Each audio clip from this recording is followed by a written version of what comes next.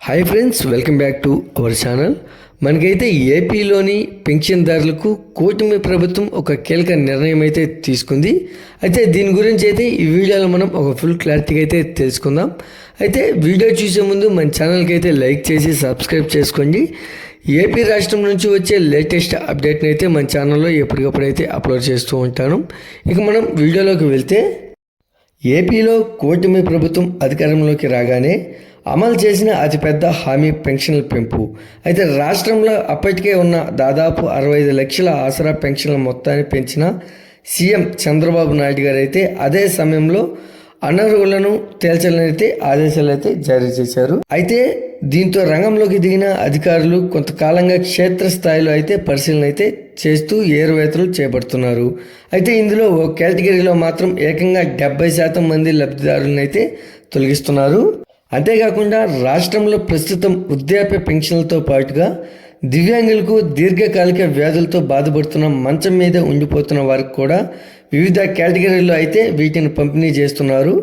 అయితే ఇలా దీర్ఘకాలిక వ్యాధులతో బాధపడుతూ మంచానికే పరిమితమైన 24,000 మందికి నెలకు 15,000 చొప్పున పెన్షన్ అయితే అందిస్తున్నారు. అయితే వైసీపీ ప్రభుత్వం ఎంపిక చేసిన లబ్ధిదారులకు ఇప్పటి వరకు ఇలా నెలకు 15,000 చొప్పున అయితే పెన్షన్లు ఇచ్చారు. అయితే తాజాగా ప్రభుత్వం ఆదేశాలతో అధికారులు క్షేత్రస్థాయిలో అయితే వైద్యుల సాయంతో వీటిని అయితే చెక్ చేశారు. అయితే ఇందులో కేవలం 20 నుంచి 30% మంది మాత్రమే అర్హులైన లబ్ధిదారులుగా తేల్చారు. అయితే మరో 40 నుంచి 50% మంది వైకల్యంతో బాధపడుతున్న ఇలా 15,000 పెన్షన్ మాత్రం అర్హులు కాదని తేలింది. అయితే అలాగే మరో 25 నుంచి 30% మంది అసలు ఏమాత్రం ఈ పథకానికి అర్హులు కాదని తేల్చారు.